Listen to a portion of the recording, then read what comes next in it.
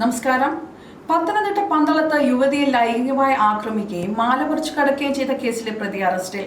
തിരുവല്ല വെണ്ണിക്കുളം ചെറുവള്ളിപ്പാറ വീട്ടിൽ പ്രവീൺ ദാമോദരനാണ് പന്തളം പോലീസിന്റെ പിടിയിലായത്. ഹോംമെയ്ഡ് സാധനങ്ങൾ വിൽക്കുന്ന യുവതിയെ സാധനങ്ങൾ മുഴുവൻ വാങ്ങാമെന്ന് പ്രലോഭിപ്പിച്ച് അടൂരിൽ നിന്നും പ്രവീണിന്റെ സ്കൂട്ടറിൽ കയറ്റി മാന്തക പുഞ്ചയുടെ ഭാഗത്ത് എത്തിച്ച് യുവതിയെ ലൈംഗികമായി ആക്രമിക്കുകയും എതിർത്ത യുവതിയെ അടിച്ചുവീഴ്ത്തി കഴുത്തിൽ ധരിച്ചിരുന്ന സ്വർണ്ണമാല പൊട്ടിച്ചെടുത്ത് കടന്നുകളയുകയും ചെയ്യുകയായിരുന്നു. സംഭവത്തിന് ശേഷം ഇയാൾ ഇരവിപേരൂരിലുള്ള സ്വകാര്യ ബാങ്കിൽ മാല പണയം വെച്ച ശേഷം മുങ്ങുകയായിരുന്നു.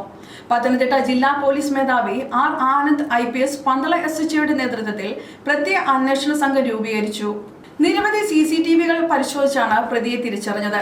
കൃത്യത്തിന് ശേഷം തിരുവനന്തപുരം പെരുമാതുറയിൽ ഒളിവിൽ കഴിയുകയായിരുന്ന പ്രതിയെ അതിസാഹസികമായാണ് പന്തളം പോലീസ് പിടികൂടിയത്. പന്തളം SHO സജീഷ് കുമാർ, പോലീസ് ഉദ്യോഗസ്ഥരായ S അൻവർ ഷാ, നിസാർ മൊയ്തീൻ, വിഷ്ണു, ഷൈൻ എന്നിവരടങ്ങിയ അന്വേഷണ സംഘമാണ് പ്രതിയെ സാഹസികമായി പിടികൂടിയത്. അറസ്റ്റിലായ പ്രതിയെ അടൂർ കോടതിയിൽ ഹാജരാക്കി റിമാൻഡ് ചെയ്തു. മറ്റൊരു വാർത്തയുമായി വീണ്ടും കാണാം. കൂടുതൽ വാർത്തകൾ അറിയാൻ പേജ് ഫോളോ ചെയ്യുക.